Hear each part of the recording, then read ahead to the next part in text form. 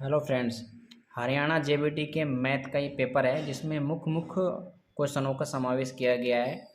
जैसे पाठ योजना है और काफ़ी भिन्नों से लेकर है, संख्याओं से लेकर है। तो काफ़ी इम्पोर्टेंट ये टॉपिक है। इसमें सबसे पहला है पाठ योजना का प्रश्न है हमारा।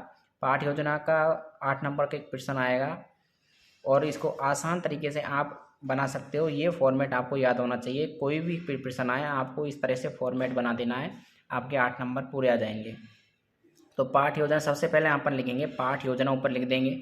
उसके बाद ये वाला फॉर्मेट ऐसे कैसे अपन लिखेंगे, अध्यापक का नाम है, दिनांक है, अनुक्रमांक है, कक्षा है, विषय है, उपविषय। उपविषय में आ जाएगा कि आप किस टॉपिक को लेके बच्चों को पढ़ाओगे। विषय तो गणित हो जाएगी। अब गणित में कौन से आप ऑब्जेक्ट को पढ़ा रहे हो, उद्देश्य क्या है आपके, उसके जैसा ही इसमें विभाजकता का नियम पढ़ा रहा हूँ मैं, तो ये वाला है। तो इसी तरह अवधि क्या है, 45 मिनट की अवधि है। कालांश कौन सा है भाई, चौथा कालांश है। तो ये वाला फॉर्मेट आपको ऐसे बनाना है। उसके बाद आप सामान्य उद्देश्य लेंगे। सामान्य उद्देश्य का मतलब है बच्चे की मानसिकता को लेकर कि आप बच्चों में क्या बदलाव हो सकता है आपके उद्देश्यों से। तो वो कौन से उद्देश्य हो सकते हैं सामान्य, जैसे गणित के विषय में रुचि उत्पन्न करना, छात्रों में तार्किक ढंग से सोचने की योग्यता का विकास करना, छात्रों को गणित की शर्तों नियमों से परिचित कराना, छात्रों को गणित के दैनिक जीवन में उपयोगिता को बताना, छात्रों को गणित के प्रश्नों को हल करना या सिखाना। तो ऐसे आपके सामान्य उद्देश्य हो जाएंगे। और भी आप इसमें जोड़ सकते हो आवश्यकता के अनुसार, ठीक है। और विशिष्ट उद्देश्य क्या होते हैं, विशिष्ट उद्देश्य होते हैं कि जो उद्देश्य आपने सामान्य लिए हैं इससे और ऊपर के क्या उद्देश्य हो सकते हैं, यानी क्या वो सीख सकता है और बच्चा, तो वो आप इसमें जोड़ सकते हो अपने अनुसार। और भी आगे जोड़ सकते हो। मैंने इसमें इतना ही लिखा है कि सभी दिए गए उद्देश्यों को सीख पाएंगे। जो उद्देश्य हमने लिए हैं सामान्य उद्देश्य, जो हम उद्देश्य लेंगे उनको सीख पाएंगे बच्चे, वो उसके विशिष्ट उद्देश्य हो गए। पूर्व ज्ञान, पूर्व ज्ञान होता है बच्चा जब स्कूल में जाता है तो उस समय वो नया होता है, उसे कुछ नहीं पता होता है कि मैथ क्या है, गुणा क्या है, भाग क्या है, जोड़ क्या है। तो उसके स्तर को जांचना होता है कि उसका वर्तमान स्तर क्या है, क्या क्या उसे आता है। तो वही उसका पूर्व ज्ञान होता है। जैसे हम उससे छोटे मोटे क्वेश्चन कर सकते हैं, जैसे छात्रों की वर्तमान कौशल की जांच करना, छात्रों की मनोदशा का पता लगाना, छात्रों की संख्या की पहचान, जैसे गुणा, भाग, जोड़, घटाव, संक्रियाएं की पहचान करना, कि ऐसी चीज़ें बच्चों को आती है क्या। इन्हीं को हम बोलेंगे पूर्व ज्ञान, यानी उसे पहले से कुछ आता है क्या। और भी आप इसमें ऐड कर सकते हो अपनी आवश्यकता के अनुसार। एक होती है शिक्षण सामग्रियाँ। शिक्षण सामग्रियाँ वो होती हैं कि टीचर पढ़ाने के लिए किन किन सामग्रियों का उपयोग ले रहा है, तो वहाँ आप इसमें ऐड कर सकते हो। आप जैसे रफ है, रजिस्टर है, श्यामपट्ट है, चित्र है, मॉडल है, चार्ट है आदि।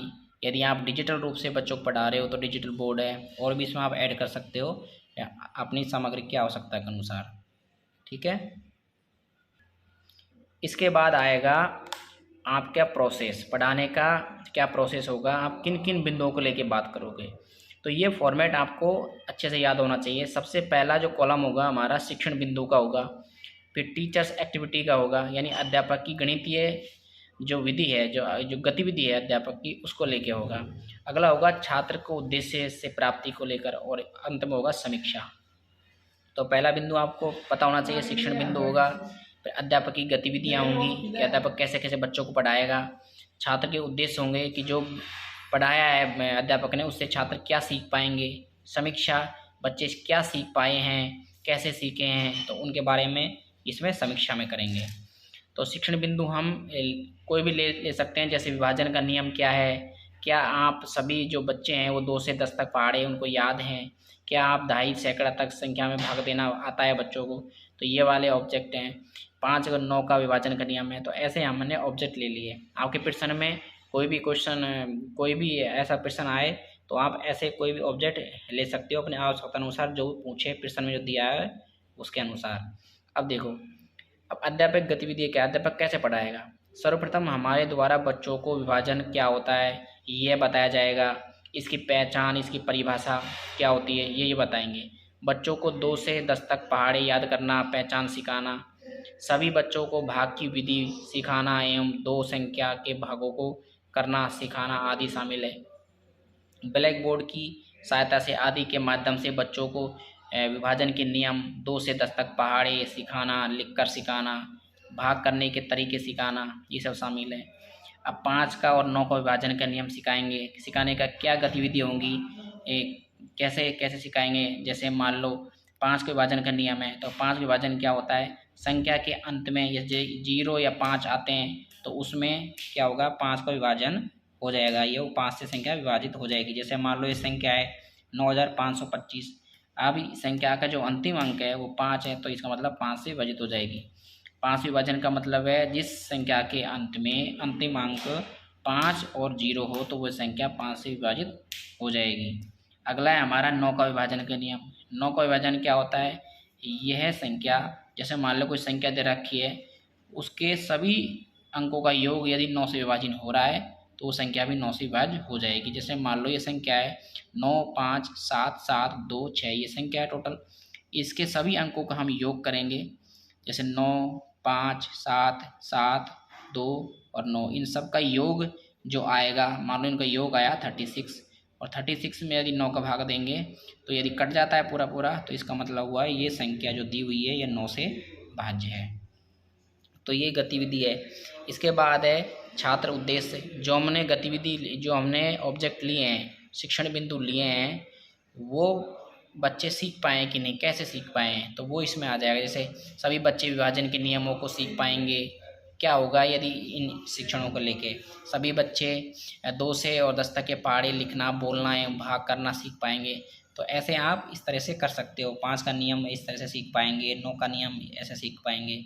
तो ऐसे आप बना सकते हो आपका पाठ योजना। समीक्षा क्या होगी, समीक्षा में हम करेंगे, सबसे पहले हमने क्या किया, हमने सभी बच्चों को विभाजन के नियम, परिभाषा एवं 2 से 10 तक पहाड़े, भाग करना और आदि बच्चे अपने कौशलों के साथ सीख पाएँ। और 5 का 9 का विभाजन का नियम सभी बच्चे लगभग सीख पाए हैं। लेकिन जो बच्चे समझ नहीं बना पाए हैं उनको हमने योजना अनुसार अगले योजना के शिक्षण बिंदुओं को रखा गया है। ऐसे बच्चे होते हैं जो नहीं सीख पाते हैं तो उनको हमने अगले प्लान में यानी अगली पाठ्य योजना में उनको रखा है ताकि वो भी समझ जाएं, उनकी भी समझ बन सके, तो सभी बच्चे एक साथ आ सकें। तो ये होता है पढ़ाने का तरीका। तो इस तरह से पाठ्य योजना तैयार की जाती है। तो ये पाठ्य योजना हो गई। आपको इस तरह से बिंदु बनाने, शिक्षण बिंदु, अध्यापक की गतिविधियाँ, छात्र उद्देश्य प्राप्ति, ठीक है, समीक्षा। तो इस तरह से आप बना सकते हो। शिक्षण बिंदुओं में आ जाएंगे जो आप क्या क्या आप बिंदुओं को लेके बच्चों को पढ़ाओगे, और अध्यापक गतिविधि यानी अध्यापक उसको कैसे पढ़ाएगा, गतिविधि क्या होगी अध्यापक की, किस तरह से पढ़ाना होगा उसको, वो इसमें लिखेंगे। छात्र उद्देश्य, जो आपने शिक्षण बिंदु लिए हैं तो वो उनसे बच्चे क्या सीख पाएंगे, ठीक है, वो इसमें आ जाएगा। समीक्षा यानी क्या सीख पाए हैं बच्चे और कैसे सीख पाए हैं, वो इसमें समीक्षा में आ जाएगा। जो नहीं सीख पाए हैं उनको आप अगले प्लान में, अगली योजना में रखेंगे, तो ये किस में आ जाएगा, समीक्षा में आ जाएगा। तो इस तरह से पाठ्य योजना तैयार की जाएगी। आइए इसमें सीखते हैं विभाजन के नियम। आसान भाषा में विभाजन का नियम सीखेंगे। देखिए 2 का विभाजन का नियम। तो 2 का विभाजक का नियम क्या कहता है, यदि किसी संख्या के इकाई का अंक 0 हो या सम हो तो वह संख्या 2 से विभाजित हो जाएगी। यदि किसी संख्या, कोई संख्या दी हुई है, मान लो ये संख्या दी हुई है आपको, इसमें इकाई का अंक 0 है तो ये 2 से विभाज्य है। यदि सम है तो भी ये 2 से विभाज्य है। तो यहाँ भी 8 सम है तो ये भी 2 से विभाज्य है। तो सम यानी 0 2 4 6 8, यदि ये आपको संख्या की, ये अंक जो आपको यदि दिखाई दे किसी संख्या में, ठीक है, तो वह संख्या 2 से पूर्ण रूप से विभाज्य हो जाएगी। यदि ये अंक इकाई के रूप में आपको संख्या में दिखाई दे रहे हैं तो वो 2 से विभाज्य है अथवा नहीं है। 3 का देखते हैं, 3 का विभाजन का नियम। 3 का नियम क्या कहता है, यदि किसी संख्या में उपस्थित सभी अंकों का योग 3 से विभाजित हो तो वह संख्या 3 से विभाज्य होगी। किसी संख्या के सभी अंक, ये संख्या है हमारी, ये टोटल संख्या है, इस संख्या के जो अंक हैं यानी 2 3 4 और 3, इनका योग करेंगे तो जो योग आएगा वो 3 से विभाज्य होना चाहिए। यदि ऐसा होता है तो वह संख्या 3 से पूर्ण रूप से विभाज्य हो जाएगी। 2 3 4 3, इनका योग है 12, 12 में 3 का भाग देंगे तो पूरा पूरा जा रहा है, इसका मतलब ये संख्या पूरी ये संख्या 3 से विभाज्य हो जाएगी। अगला है हमारा 4 का विभाजकता का नियम।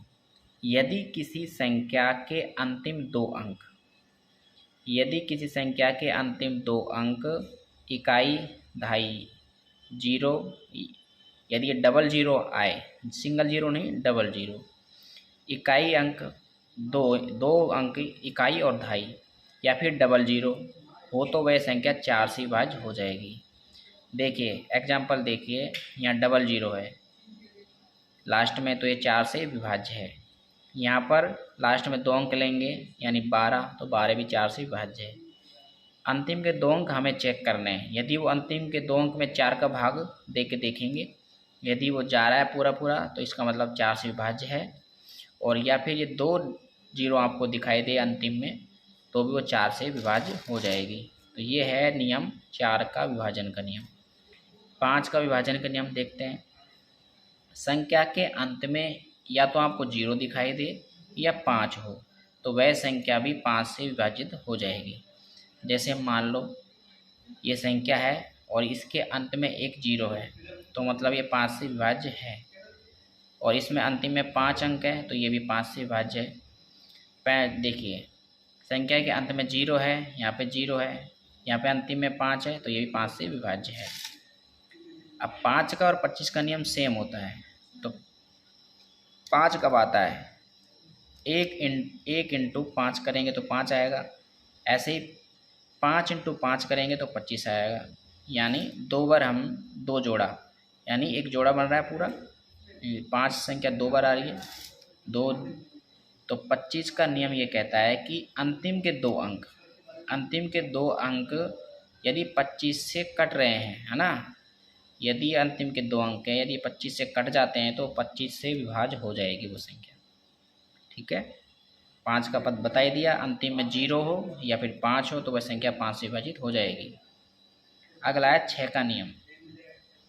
6 का विभाजन नियम देखते हैं। जो संख्या 2 से और 3 से दोनों से कटे तो वह संख्या 6 से भी कटेगी। यहाँ पर मैंने 2 और 3 क्यों लिया है, क्योंकि 6 का टुकड़ा करेंगे तो 2 इंटू 3 आएगा। तो जो संख्या 2 से भी कट रही है और 3 से भी कट रही है, जो संख्याएँ 2 से कटेगी या 3 से कटेगी तो वह संख्या 6 से भी अवश्य कटेगी। ये संख्या देखो, इसमें चेक करते हैं कि ये 2 से कट रही है। 2 का नियम क्या था हमारा, अंतिम में 0 हो या फिर अंतिम में सम संख्या हो, सम नंबर हो। तो सम नंबर देखो यहाँ पर सम डिजिट है 8, तो ये 2 से कट जाएगा, 2 का नियम सही हो गया। 3 का देखते हैं। 3 का नियम क्या बोलता है कि सभी अंकों का योग, जो हमें संख्या दी हुई है उसमें सभी अंकों का योग 3 से कटना चाहिए। तो 9, 4, 3, 6, 8 इसका योग करेंगे तो 30 आएगा। 30 3 से कट रहा है, इसका मतलब ये संख्या 6 से कट जाएगी। ये हो गया 6 का नियम। अगला है 7 का विभाजन का नियम। 7 के विभाजन का नियम क्या कहता है कि किसी संख्या के इकाई अंक का दुगना दी गई संख्या में इकाई के बाद वाली संख्या से घटाएंगे, घटने के बाद शेष बची संख्या को भी इसी तरह से घटाएंगे। यह क्रम जारी रखें जब तक कि 0 और 7 ना बच जाए। ठीक है, तो मान लो ये संख्या है, कोई संख्या ले लेते हैं, यहाँ पे ये संख्या है 5 6 2 5 2 5 6 9, ये संख्या मैंने ले ली 2 5 6 9। अब इसका अंतिम अंक कौन सा है, 9, और 9 का दुगना क्या होता है 18।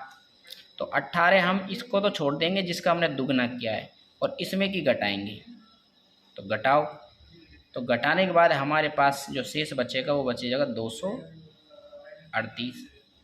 अब ऐसे ही इसका लेंगे अंतिम अंक 8, 8 का दुगना करेंगे कितना 16, तो 16 हम इसमें नहीं घटाएंगे, इसको छोड़ देंगे जिसका दुगना किया है और इसमें की घटा देंगे, तो कितना बचेगा 7। तो 7 बच गया। हमारा क्या बोल रहा है, परिभाषा क्या बोल रही है, या तो 0 बचे या 7 बचे, तब तक हमें ऐसी प्रक्रिया दोहराती रहनी है, घटाती रहनी है। तो 0 बच गया या 7 बच गया, तो यहाँ बच गया 7, तो यहीं पे छोड़ देंगे। इसका मतलब ये हुआ, ये जो ये संख्या दी हुई है 2569, ये संख्या 7 से विभाजित हो जाएगी। अगला है 8 का नियम। 8 का विभाजन के नियम देखते हैं। 8 का विभाजन का नियम क्या बोलता है? दी गई संख्या में अंतिम 3 अंक, जो संख्या हमें दे रखी है उसके अंतिम 3 अंक, क्योंकि 8 क्या होता है? 8 देखो, 8 के टुकड़े करो, 2 इंटू 2 इंटू 2, ठीक है। तो 8 के नियम में 3 बार 2 आ रहा है, तो हम अंतिम 3 अंक देखेंगे। दी गई संख्या में अंतिम 3 अंक इकाई दहाई सैकड़ा में 8 से विभाज्य होनी चाहिए। हम किसी संख्या में इकाई दहाई सैकड़ा देख लेंगे। कोई संख्या है, इसमें इकाई, दहाई और सैकड़ा ये तीनों ले लेंगे। अब तीनों संख्याओं में क्या करेंगे? 8 का भाग देंगे। यदि वो संख्या पूर्ण रूप से कट जाती है तो 8 से विभाज्य होगी, अन्यथा नहीं होगी, ठीक है। ये हो गया 8 का नियम। 11 का नियम क्या कहता है? देखो, 11 का नियम बोलता है किसी संख्या के अल्टरनेटिव नंबर के योग का अंतर 0 या 11 का गुणज हो तो वह संख्या 11 से पक्का विभाजित हो जाएगी। तो अल्टरनेटिव नंबर जैसे मान लो ये नंबर है हमारे पास 5643, 5643। अब इसका अल्टरनेटिव 5 का 4 और 6 का 3, ठीक है। अब 5 और 4 कितने होते हैं? 9, और 6 3 कितने होते हैं? 9। अब इनका अंतर क्या होना चाहिए? 0 हो या 11 का गुणज हो। तो 0 आ रहा है यहाँ पर, 9 में कि 9 जाएगा तो 0 आ रहा है, तो इसका मतलब क्या हुआ? ये 11 से विभाज्य है। यदि गुणा जाता 11 तो भी 11 से विभाज्य हो जाती, लेकिन हमारे पास क्या आ रहा है? या तो 0 आना चाहिए या 11 आना चाहिए अल्टरनेटिव करने पर। तो हमारे पास 0 आ गया, इसका मतलब 11 से विभाज्य हो गई। ये तो हो गए विभाजन के नियम। आइए इसमें सीखते हैं संख्याएं। संख्या क्या होती है, संख्या के प्रकार क्या हैं, ठीक है। संख्या क्या होती है? संख्या 2 या 2 से अधिक डिजिट, ये एक डिजिट है। यदि मैं और इसमें ऐड कर देता हूँ डिजिट तो ये संख्या हो गई, यानी 223 एक संख्या है। मैं बोलूँ ये 2 क्या है तो ये डिजिट है। तो संख्या क्या होती है? 2 या 2 से अधिक डिजिट से मिलकर संख्या का निर्माण होता है, ठीक है। देखिए, प्राकृतिक संख्या, ठीक है, नेचुरल नंबर्स क्या होते हैं? प्राकृतिक संख्या गिनती की सभी संख्याएं प्राकृतिक संख्याएं होती हैं। जो गिनती की जो संख्या होती है, जो हम गिनतियाँ बोलते हैं, वो सभी प्राकृतिक संख्या होती हैं। हम गिनती बोलते हैं 1 2 3 4 5 6, ऐसे गिनतियाँ बोलते हैं 100 तक। तो जो गिनती की संख्याएं होती हैं अनंत तक जाती हैं। जो संख्याएं गिनती की होती हैं वो क्या होती हैं? प्राकृतिक संख्या होती हैं। पूर्ण संख्या क्या होती हैं, यानी होल्स नंबर्स क्या होते हैं?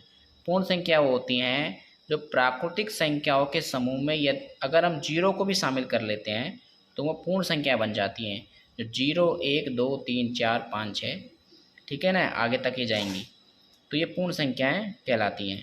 पूर्णांक संख्याएं क्या होती हैं?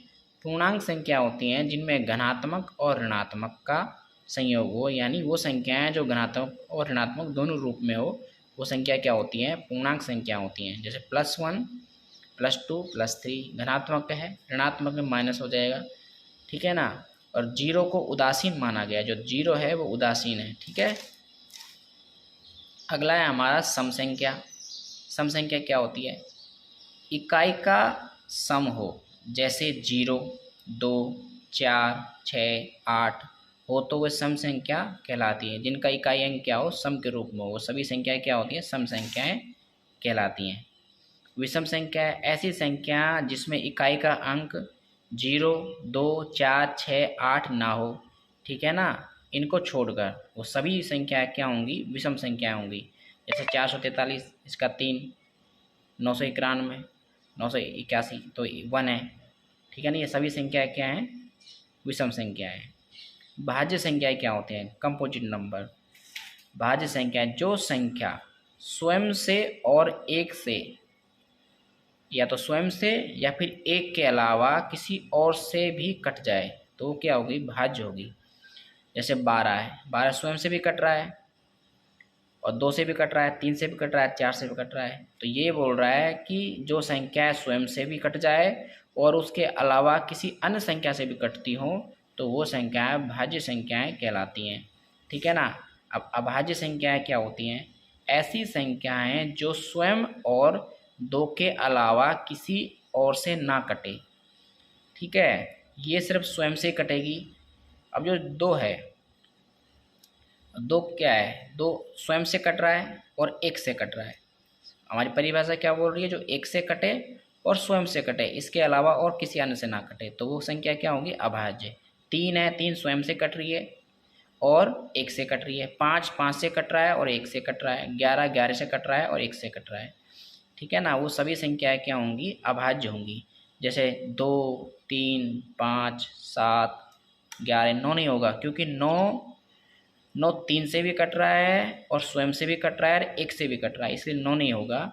11 13, अब 13 के बाद सीधा 17, तो ऐसे चलते जाएंगे, ठीक है। ये क्या होंगी? अभाज्य संख्याएं होंगी, जो स्वयं से कटे और 1 से, इसके अलावा किसी अन्य से ना कटे, वो सभी संख्याएं अभाज्य होंगी।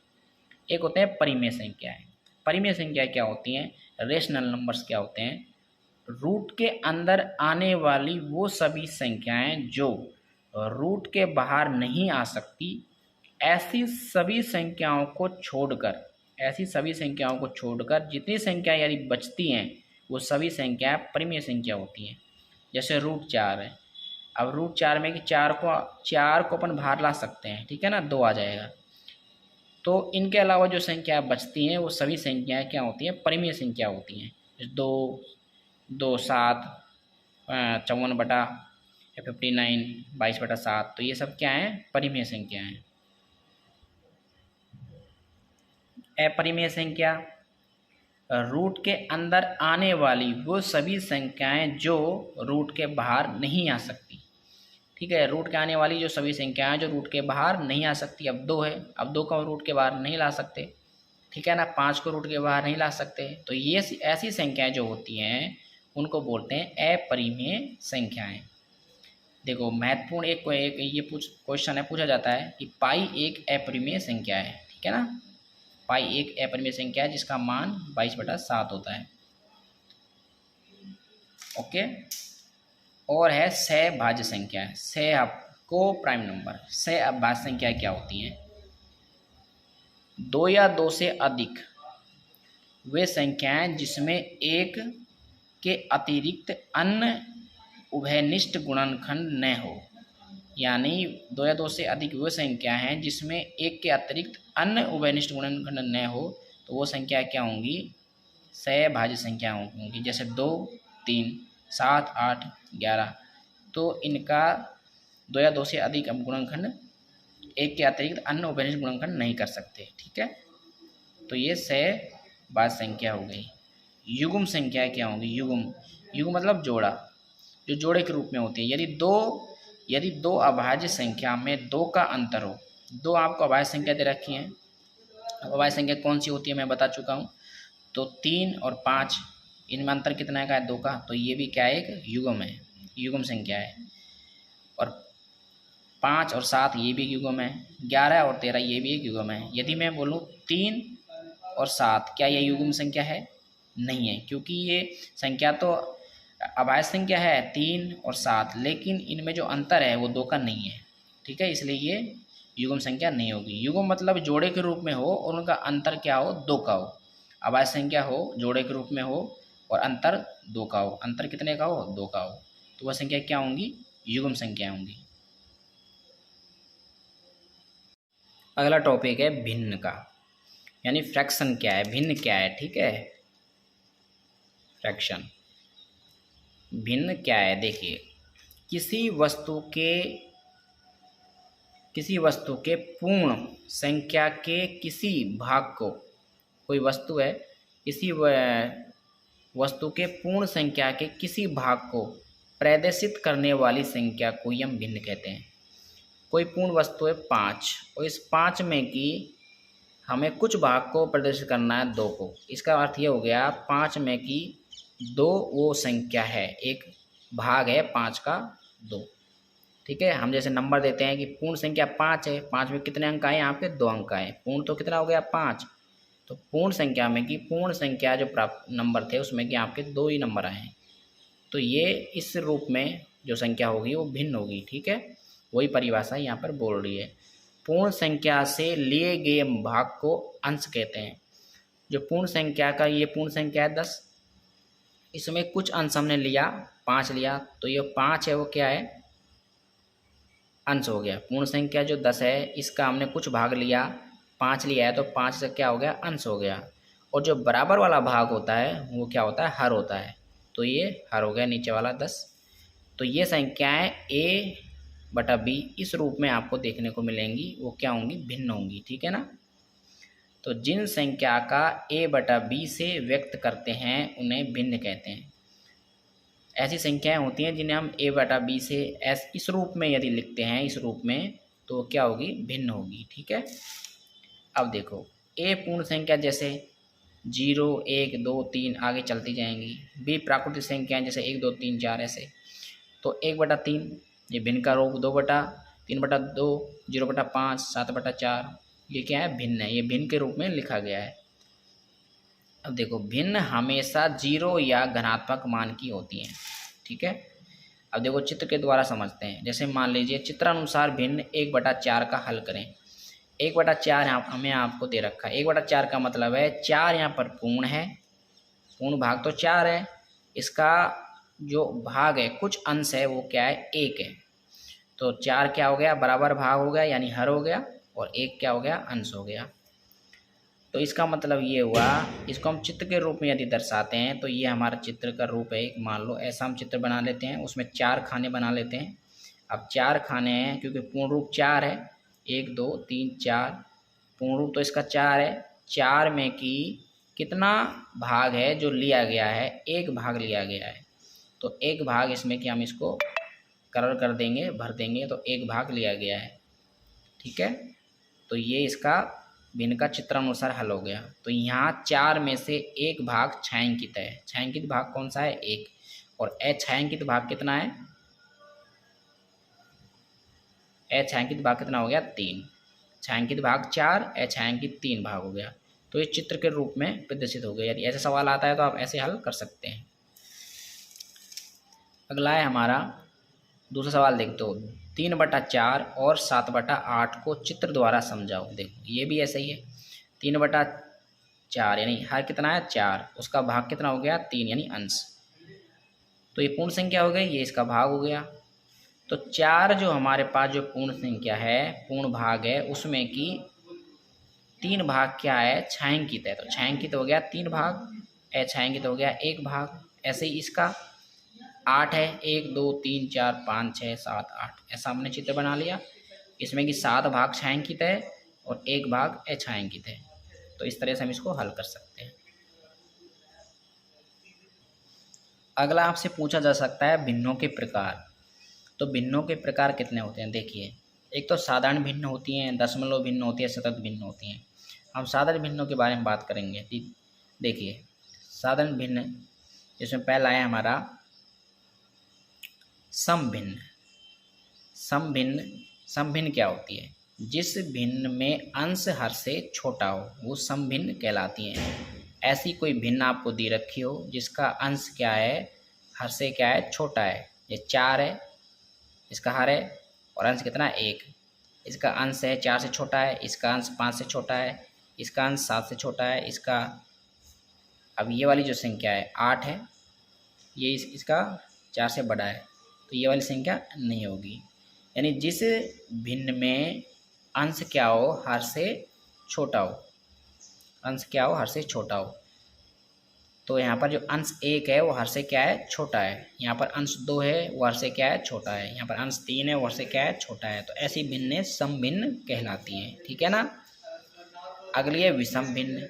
जिस भिन्न में अंश हर से बड़ा हो तो वह विषम भिन्न कहलाती हैं। इसका अंश बड़ा होगा, 5 बड़ा है 4 से, ठीक है ना। इसका अंश बड़ा है हर से, इसका भी अंश बड़ा है हर से, और इसका भी अंश बड़ा है हर से। तो ऐसी भिन्नें क्या होंगी, विषम भिन्नें कहलाती हैं। ठीक है ना। अगला है हमारा मिश्रित भिन्न। मिश्रित भिन्न क्या होती हैं, मिश्रित भिन्न हमेशा अनुचित भिन्न होगा। मिश्रित भिन्न हमेशा ही अनुचित भिन्न होगा। अनुचित का मतलब विषम होगा। पूर्णांक संख्या और सम भिन्न को मिलाकर लिखी जाती है। एक तो पूर्ण संख्या होगी और एक भिन्न के रूप में होगी। जैसे पूर्ण संख्या 1 और भिन्न का रूप मान लो 1/4, तो पूर्ण तो ये तो पूर्ण संख्या हो गई 1, और ये 1/4 भिन्न का रूप हो गया। जो संख्या पूर्ण एवं भिन्न के रूप में लिखी जाती है उसे कोई हम मिश्रित भिन्न बोलते हैं।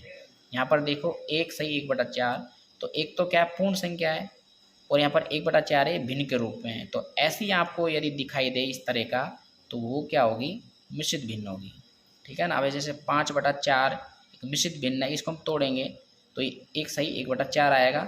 इसको हल करेंगे तो ये क्या है, एक मिश्रित भिन्न का रूप हो गया। आपसे पूछे जाए कि 5/4 को मिश्रित भिन्न बनाओ तो आप इस तरह से इसको कर सकते हो। तो ये मिश्रित भिन्न का रूप हो गया, जिसमें एक क्या होगा, पूर्ण होगा और दूसरा भिन्न के रूप में होगा। इकाई भिन्न क्या होती है, देखो अगला है इकाई भिन्न। जिस भिन्न का अंश 1 हो और हर 0 एवं 1 के अलावा कुछ भी हो। याद रखो, इसका अंश तो हमेशा 1 होगा, लेकिन जो हर होगा वो 0 और 1 के अलावा कुछ भी हो सकता है। ठीक है ना। कोई भी संख्या हो वो इकाई भिन्न होगी। अंश तो 1 है और हर क्या है, 2 है, यानी 0 और 1 के अलावा कुछ भी हो सकता है हर, वो सभी क्या होंगी, इकाई भिन्न होंगी। 1/2, 1/3, 1/4, 1/17, 1/18, 1/190, 1/13, ये सभी क्या है, इकाई भिन्न है। जिसकी इकाई का मतलब जो इकाई यानी 1, अंश 1 होगा और 1 और 0 के अलावा हर होगा, वो सभी क्या होंगी, इकाई भिन्न होंगी।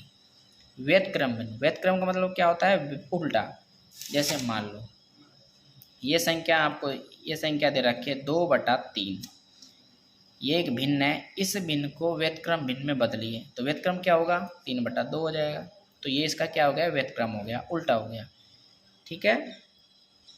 2/3 का क्या हो गया, 3/2। 5/6 का क्या हो गया, 6/5। तो ऐसी संख्याएं क्या होंगी, व्यतक्रम भिन्न होंगी। ठीक है।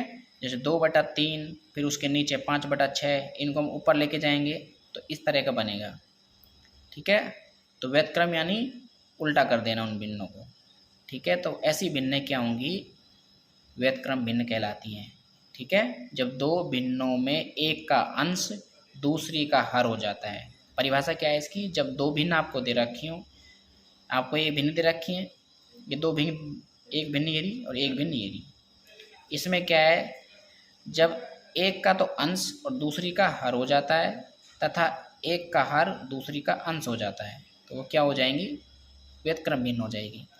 अब इसका 2/3, इसका अंश यहाँ हर हो गया और इसका हर यहाँ अंश हो गया, तो ये क्या हो गई, व्यतक्रम भिन्न हो गई।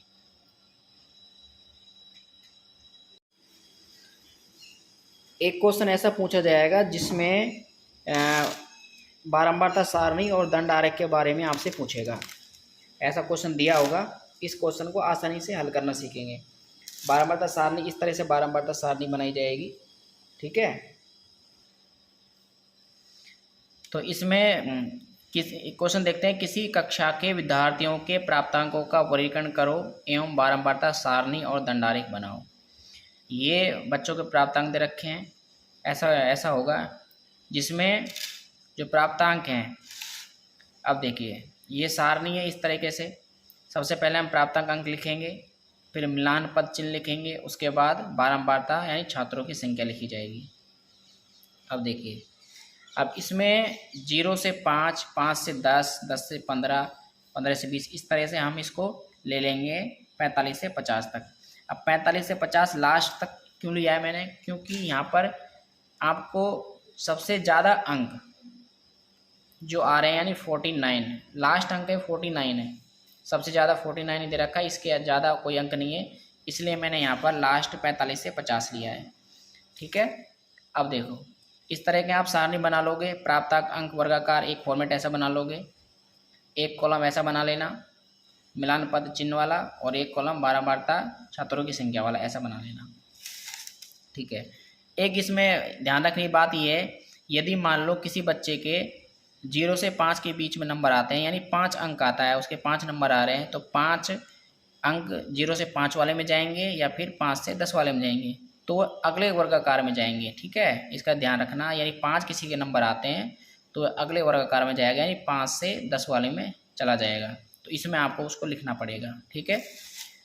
तो देखो, अब देखिए बारंबारता छात्रों की संख्या। अब 0 से 5, अब 0 से 5 देखो आप कितने बच्चे हैं जिनके अंक 0 से 5 आ रहे हैं। तो एक तो ये रहा 3, 5 नहीं आएगा क्योंकि 5 तो फिर 5 से 10 में चला जाएगा। 3 आ रहा है एक, और इसमें आ रहा है 1 एंड 2 आ रहा है, तो 2 आ रहा है, तो यहाँ लिख दिया मैंने 2, और ये पद चिन्ह लिख देंगे 1 2, ऐसे इस तरह से डंडा कर देंगे 2 डंडे। ऐसे ही 5 से 10, अब 5 से 10 देखेंगे कितने बच्चे हैं जिनके अंक प्राप्तांक अंक 5 से 10 के बीच में आ रहे हैं। तो कितने ऐसे बच्चे हैं, तो यहाँ पर अपन देखेंगे। एक तो 500 में मैंने बोला था कि यदि 5 से आता है तो अगले वर्गाकार में चला जाएगा, यानी 5 से 10 वाले में आ जाएगा। तो 5 से 10, तो एक तो ये रहा 5, 8, ये 8 है, 2, 3, और ये कि 4, और ये 5, यानी कितने हैं, 5 हैं। ऐसे छात्रों की संख्या है 5 जिनके अंक 5 से 10 के बीच में आए हैं। तो ऐसे छात्रों की संख्या कितनी है, 5। मैंने यहाँ लिख दूंगा 5। इसके बाद पद चिन्ह लिखेंगे, मिलान पद। मिलान पद कैसे करेंगे, 1 2 3 4 ऐसे डंडा कर देंगे, और 5 के लिए एक ऐसा इसको क्रॉस कर देंगे, 5वां। तो इस तरह से बनाएंगे। ऐसे ही आप इन सबको हल कर लेंगे। इस तरह से 20 से 25 में देखेंगे, 25 से 30, लास्ट में 45 से 50, ऐसे कितने छात्र हैं तो उनका पद चिन्ह इस तरह से आप बना लोगे।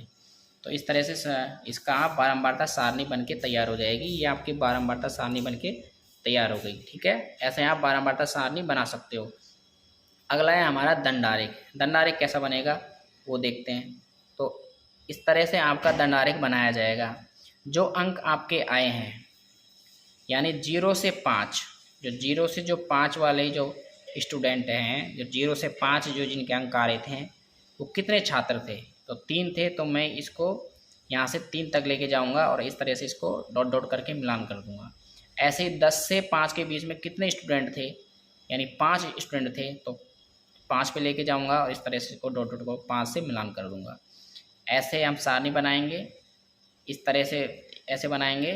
और 10 से 15 के कितने ऐसे बच्चे हैं जो 10 से 15 के बीच में जिनके अंक आए हैं, तो ऐसे 3 बच्चे हैं, तो मैं 3 तक जाऊंगा और इस तरह से 3 पे इसको मिलान कर दूंगा।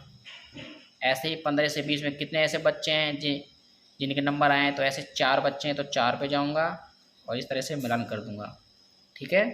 ये मैं जो बारंबारता सारणी बनाई थी उसमें कि इस तरह से हम बना सकते हैं। ये हो जाएगा आपका दंडारेख। अगला टॉपिक है नेक्स्ट हमारा गुणनखंड का।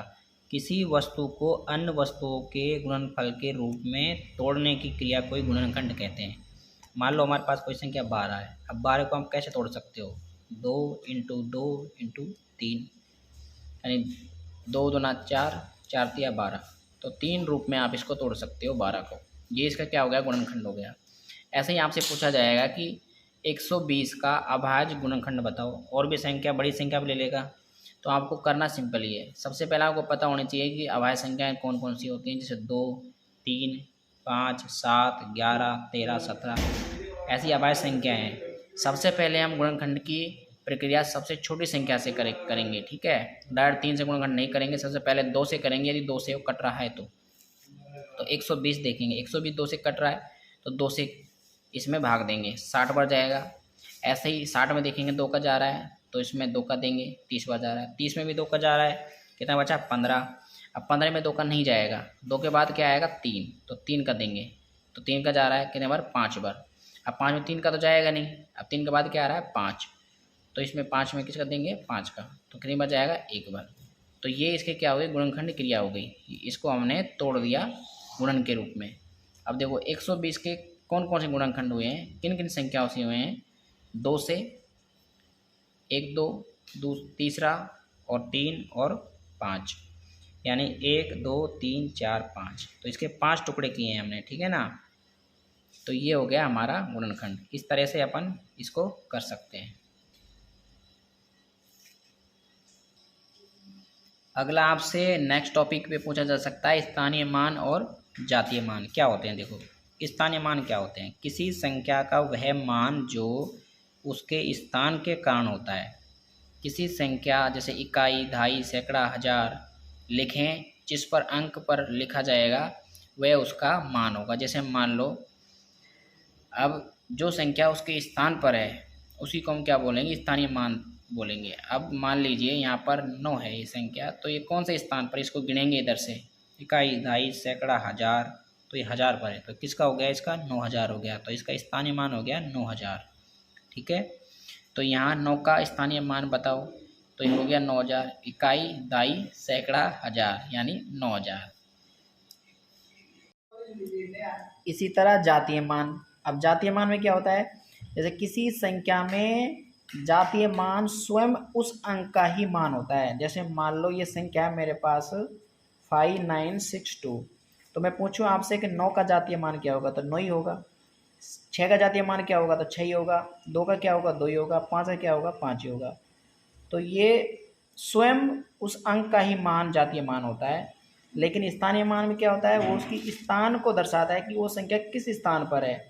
इकाई, दहाई, सैकड़ा, हजार, 10,000, तो कौन से वाले स्थान पर है, तो वो उसका स्थानीय मान होता है। जैसे हमने यहाँ पर 9 का पूछा था, तो 7 ये संख्या थी हमारे पास 7, ये संख्या थी मान लो 79521, तो इसमें 9 का स्थानीय मान क्या होगा, तो इधर से इकाई, दहाई, सैकड़ा, हजार, तो इसका स्थानीय मान हो गया 9000। तो इस तरह से स्थानीय मान होता है और जातीय मान इस तरह से। तो ये आपसे पूछा जाए तो आप इस तरह से हल कर सकते हो। आपसे इस तरह से एक क्वेश्चन पूछा जा सकता है, ऐसा क्वेश्चन आएगा जैसे अनिल अपनी आय का 3/7 भाग बचाता है।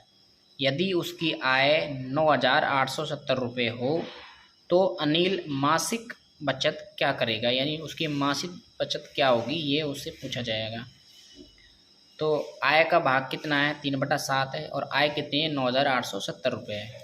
ठीक है, देखिए यहाँ पर देखिए 3/7 जो हमें इसका आय का जो भिन्न दे रखा है, भिन्न के रूप में दे रखा है, तो 3 क्या हो गई, इसकी बचत है।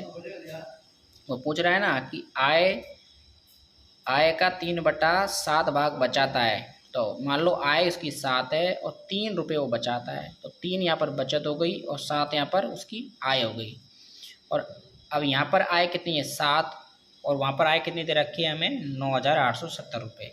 तो 7 किसके बराबर हो जाएगा, 9,870 के बराबर हो जाएगा।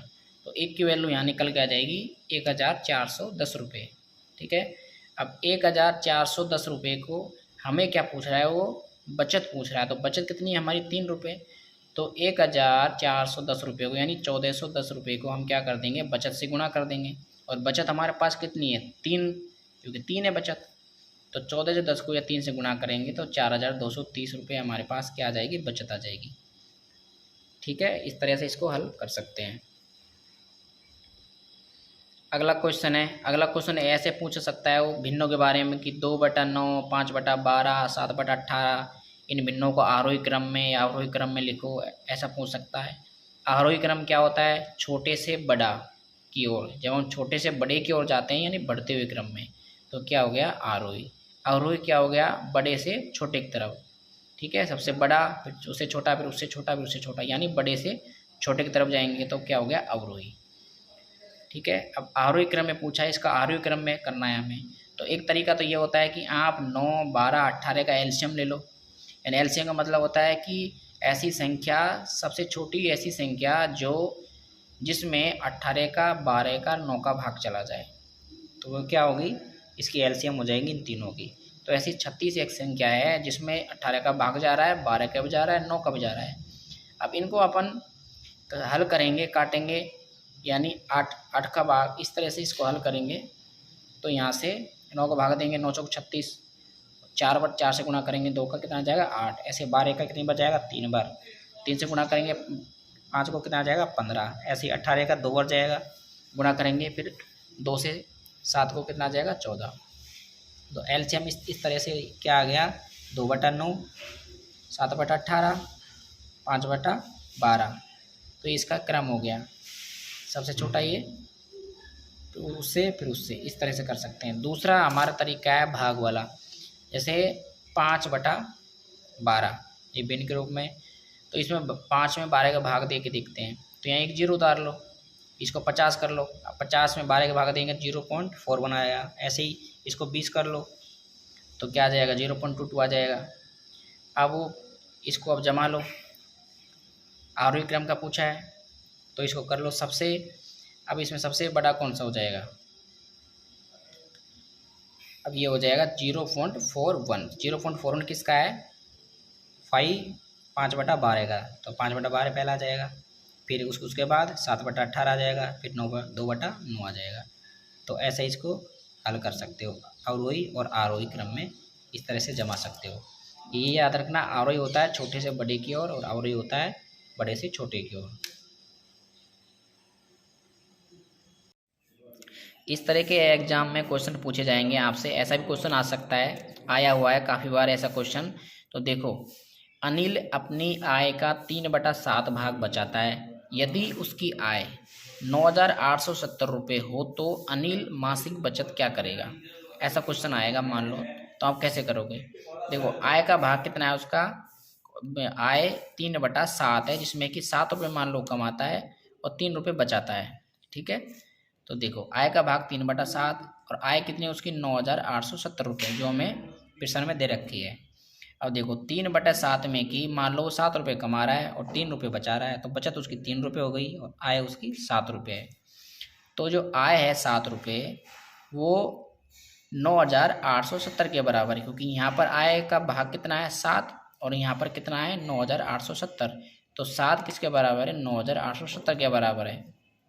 तो एक की वैल्यू हमें निकालनी है, यदि 7 यदि 9,870 के बराबर है तो एक की वैल्यू कितनी होगी, यानी 9,870 में 7 का भाग देंगे तो कितना आ जाएगा 1,410 रुपये। अब 1,410 को बचत से गुणा करेंगे, क्या निकाल रहे हैं हम, क्योंकि बचत पूछ रहा है हमसे, तो बचत से गुणा करेंगे तो बचत हमारे पास कितनी है 3। बचत की जो वैल्यू है वो कितनी है 3 है, बचत का भाग 3 है, तो हमने 3 से गुणा किया। 1410 को 3 से गुणा करेंगे तो हमारे पास आ जाएगा तो 14 को 3 से गुणा करने पर हमारे पास आ जाएगा, 1410 को 3 से गुणा करेंगे तो 4,230 रुपये। 3 से गुणा क्यों किया है, क्योंकि बचत कितनी है 3, तो 3 से हमने गुणा किया, 4,230 रुपये हमारे पास बचत आ गई। तो इस तरह से ऐसे सवालों को आप हल कर सकते हो।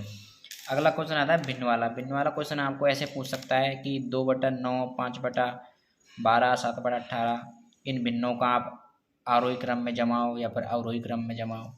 पहले आपको पता होना चाहिए कि आरोही क्रम क्या होता है, छोटे से बड़ा की ओर, कोई संख्या छोटे से बड़ी की ओर जाती है, यानी छोटी फिर उससे बड़ी फिर उससे बड़ी फिर उससे बड़ी, तो आरोही है। अवरोही यानी घटते हुए क्रम, यानी बड़ा से छोटे की तरफ जाता है, सबसे पहले बड़ा फिर उससे छोटा फिर उससे छोटा फिर उससे छोटा, ऐसे। तो आरोही क्रम में हमें यह हल करना है। तो 2 तरीके हल करने के, पहला ये है कि आप या तो 9, 12, 18 का एलसीएम ले लो, या एलसीएम का मतलब होता है ऐसी संख्या जिसमें 9 का, 12 का और 18 का तीनों का भाग चला जाए, तो वो 36 है, यानी 36 ऐसी संख्या है जिसमें 9 का भी जा रहा है, 12 का भी जा रहा है और 18 का भी जा रहा है। तो आप 9 का 36 में भाग देंगे तो 4 बार जाएगा, 4 गुणा करेंगे 2 से कितना आ जाएगा 8 आ जाएगा। ऐसे ही 12 का भाग देंगे 36 में तो 3 बार जाएगा, 3 का गुणा करेंगे 5 से तो 15 आ जाएगा। ऐसे ही 18 का भाग देंगे आप 36 में तो 2 बार जाएगा, 2 को गुणा करेंगे 7 से तो कितना आ जाएगा 14 आ जाएगा। अब देखो आप, तो ये पूछा है आरोही क्रम, आरोही यानी बढ़ता हुआ, तो सबसे छोटा आएगा, सबसे पहले सबसे छोटा कितना है 8। 8 किसका है 2/9 का, तो मैंने 2/9 लिखा। उसके बाद 8 के बाद क्या है 15 नहीं आएगा 14, तो 14 यानी 14 किसका है 7/18 का, 7/18 लिखा। उसके बाद कितना है मेरे पास 15 किस मारा है बीच वाले में, 5/12, तो मैंने 5/12 लिखा। तो ये हो गया आरोही क्रम। आरोही क्रम क्या हो जाएगा, उल्टा हो जाएगा इसका। एक तो तरीका ये हो गया, दूसरा तरीका होता है भाग विधि से कर सकते हैं। 5 में 12 का भाग देंगे तो जाएगा नहीं, 0 उतार लो, 50 हो जाएगा। 50 में 12 का भाग देंगे तो 0.41 आ जाएगा। ऐसे ही 2 में 9 का भाग देंगे तो क्या आ जाएगा 0.22 आ जाएगा। ऐसे ही हम 7 में 18 का भाग देंगे तो 0.3 आ जाएगा। तो सबसे छोटा अब कौन सा हो गया इसमें 0.22 हो गया, ठीक है ना। 0.22 किस में 2/9 में, तो 2/9 लिखा हमने। उसके बाद उससे छोटा कौन सा है, ये वाला है 7/18 वाला, ठीक है, तो ये 7/18 लिखा। उसके बाद कौन सा है 5/12 वाला 0.41, तो 5/12 लिखा। तो इस तरह से हल कर सकते हैं, ठीक है ना। एक तो आप एलसीएम लेके भी हल कर सकते हो और दूसरा भाग विधि से भी आप कर सकते हो, जो आपको अच्छा लगे वैसे आप कर सकते हो। ऐसे ही आरोही क्रम हो जाएगा, ऐसे ही आरोही क्रम। तो ऐसे भिन्न वाले क्वेश्चनों को आप हल कर सकते हैं।